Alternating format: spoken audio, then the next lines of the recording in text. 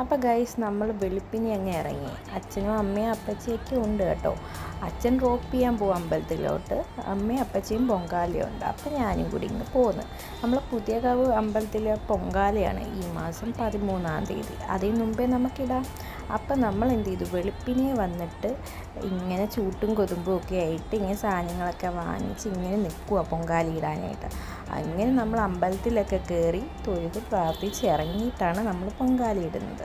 അപ്പോൾ പൊങ്കാലയ്ക്കുള്ള സാധനങ്ങളെല്ലാം ഇവിടെ തന്നെയുണ്ട്. അതുമാത്രമല്ല അടുപ്പും കാര്യം എല്ലാം ഉണ്ട് കേട്ടോ.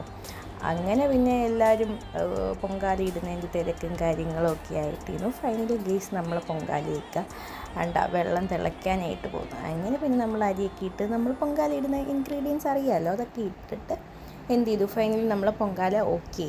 അങ്ങനെ പിന്നെ നമ്മൾ എന്ത് ചെയ്തു, നേരെ അമ്പലത്തിൽ നിന്ന് ഇറങ്ങി നേരെ വീട്ടിൽ പോകുന്നു. അപ്പോൾ ഇന്നത്തേക്ക് ഇത്രയേ ഉള്ളൂ. വിചാരിച്ചു ഇഷ്ടപ്പെട്ടാണെങ്കിൽ സബ്സ്ക്രൈബ്.